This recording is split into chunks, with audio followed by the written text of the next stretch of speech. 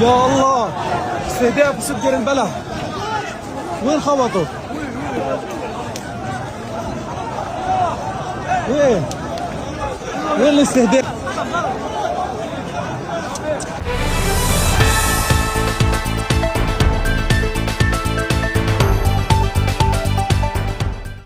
Militer Israel dilaporkan kembali melakukan serangan udara dan pengeboman di kawasan permukiman utara Gaza, meskipun gencatan senjata resmi masih berlaku antara Israel dan Hamas.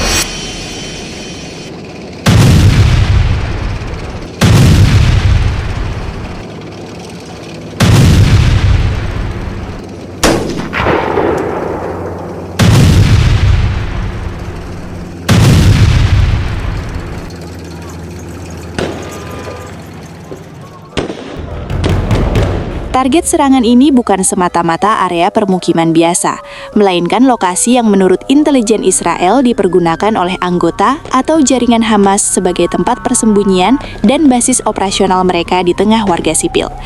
Israel menilai bahwa teroris Hamas seringkali membaur di antara warga, menggunakan rumah dan fasilitas sipil sebagai tempat perlindungan dan lokasi logistik sehingga menjadi sasaran dalam operasi mereka. Militer Israel menyatakan bahwa serangan ini dilancarkan setelah mereka mengidentifikasi sejumlah objek bertarget yang diklaim sebagai tempat persembunyian militan di tengah pemukiman sipil.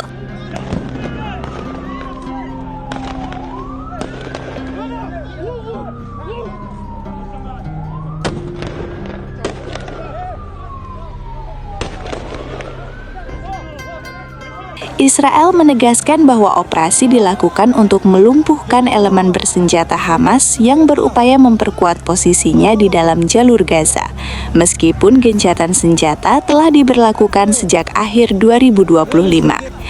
Video yang beredar memperlihatkan ledakan yang mengguncang kawasan yang padat penduduknya. Belum ada pernyataan resmi terkait jumlah korban.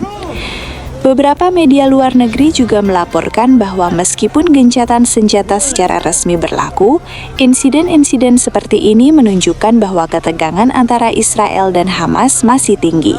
Kedua belah pihak saling tuduh melakukan pelanggaran terhadap gencatan senjata. Israel beralasan langkahnya diperlukan demi keamanan nasional, sementara Hamas dan kelompok pro-Palestina mengecam serangan ini sebagai pelanggaran terhadap kesepakatan damai.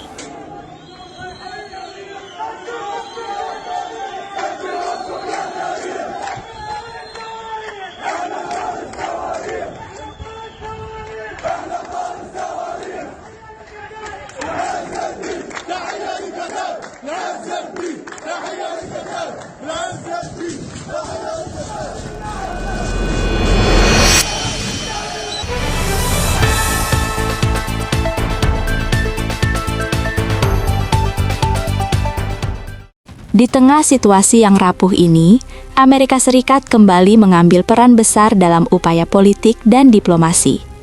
Presiden Donald Trump mengumumkan rencana pembentukan sebuah badan internasional yang disebut Dewan Perdamaian Gaza. Badan ini diklaim bertujuan mengawasi transisi pasca perang, termasuk proses rekonstruksi Gaza, pengelolaan keamanan, serta pembentukan pemerintahan sementara Palestina. Namun, rencana tersebut justru memicu kontroversi. Pemerintah Israel secara terbuka menyatakan keberatan terhadap struktur dan komposisi dewan tersebut. Israel menilai pengumuman Amerika Serikat dilakukan tanpa konsultasi mendalam dan beberapa tokoh yang dilibatkan dianggap tidak sejalan dengan kepentingan keamanan Israel. Pejabat Israel menegaskan bahwa keamanan nasional tidak dapat diserahkan sepenuhnya kepada mekanisme internasional yang tidak berada di bawah kendali langsung mereka. Penolakan ini memperlihatkan retakan serius antara Israel dan sekutu utamanya Amerika Serikat. Meski hubungan kedua negara tetap kuat secara strategis, perbedaan pandangan mengenai masa depan Gaza kini semakin terbuka. Israel menegaskan tidak akan menerima solusi apapun yang memungkinkan Hamas tetap eksis sebagai kekuatan bersenjata. Sementara itu di sisi lain, Hamas menyampaikan sikap yang dinilai ambigu.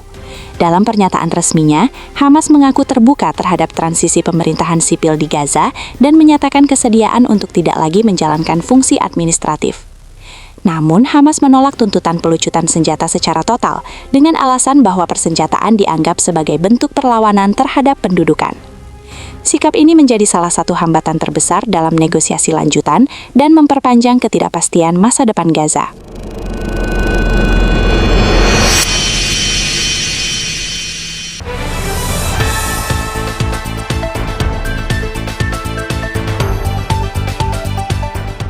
Ketika dunia berbicara tentang gencatan senjata, pertanyaannya bukan lagi apakah perang telah berakhir, melainkan apakah perang itu benar-benar berhenti.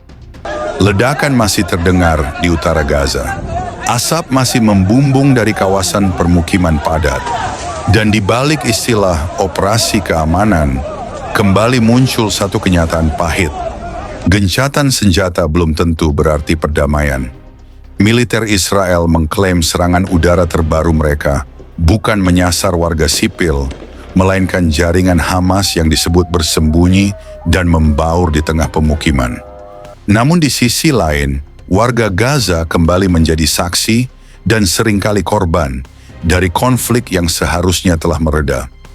Ketika dunia berbicara tentang gencatan senjata, pertanyaannya bukan lagi apakah perang telah berakhir, melainkan apakah perang itu benar-benar berhenti. Ledakan masih terdengar di utara Gaza. Asap masih membumbung dari kawasan permukiman padat. Dan di balik istilah operasi keamanan, kembali muncul satu kenyataan pahit. Gencatan senjata belum tentu berarti perdamaian. Militer Israel mengklaim serangan udara terbaru.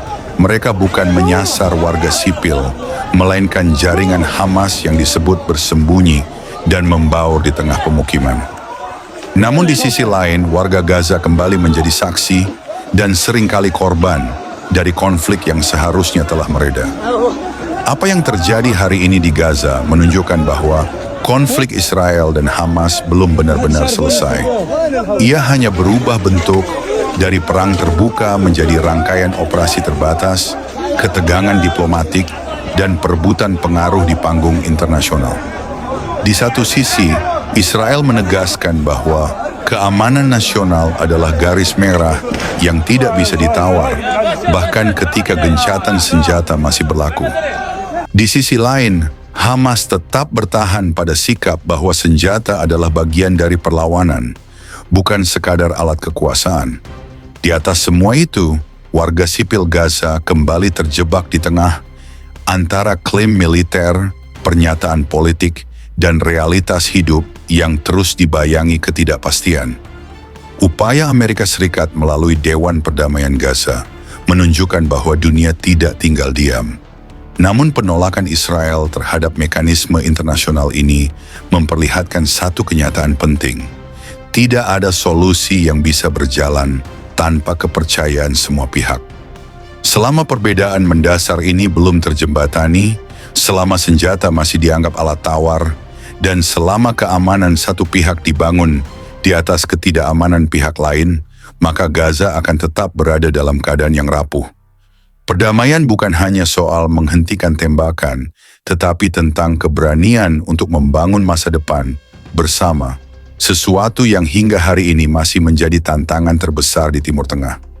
Kami akan terus memantau perkembangan situasi dan menghadirkan laporan terbaru untuk Anda. Terima kasih telah menyaksikan.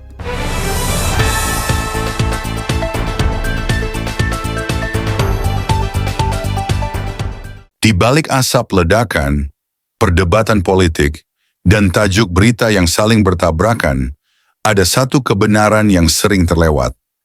Israel bukan sekadar isu geopolitik.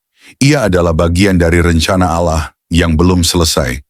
Alkitab tidak pernah menjanjikan bahwa Israel akan hidup tanpa konflik. Sebaliknya, firman Tuhan justru menunjukkan bahwa bangsa ini akan terus diguncang, namun tidak pernah disingkirkan.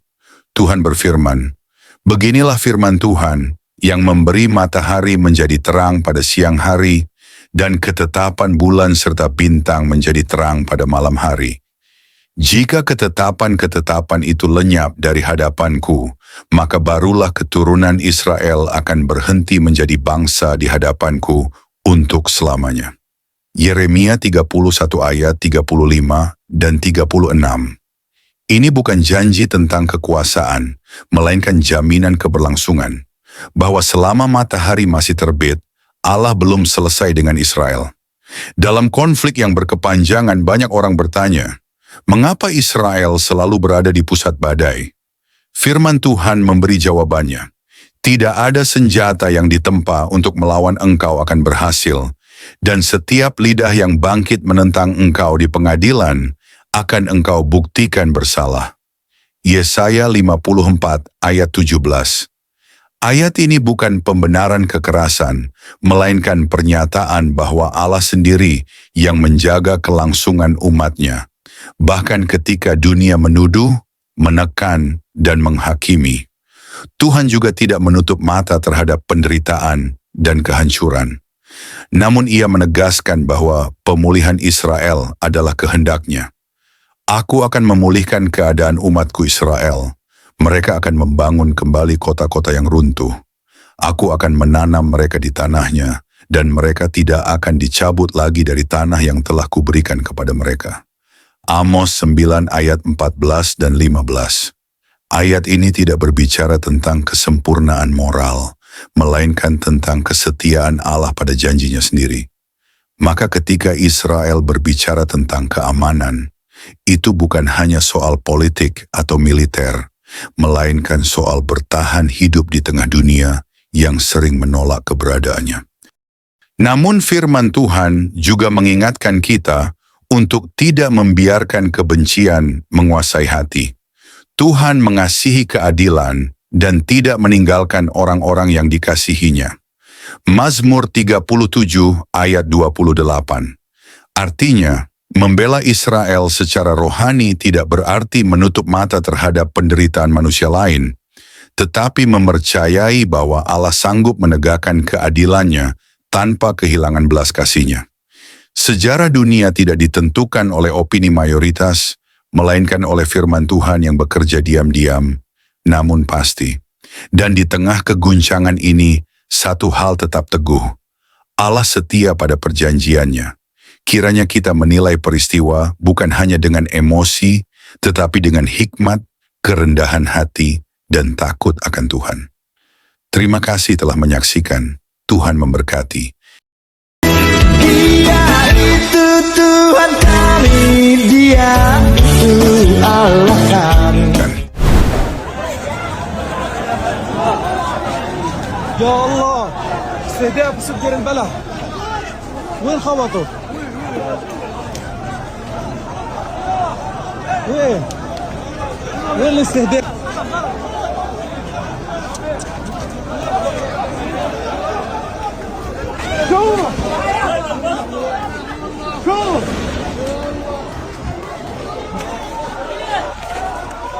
وين الخبطة؟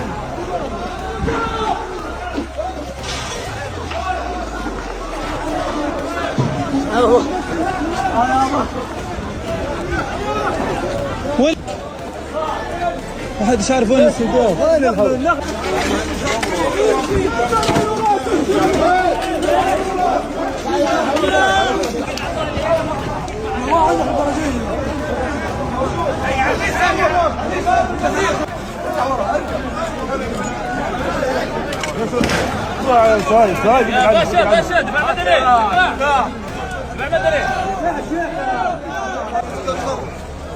الله ونعم الوكيل.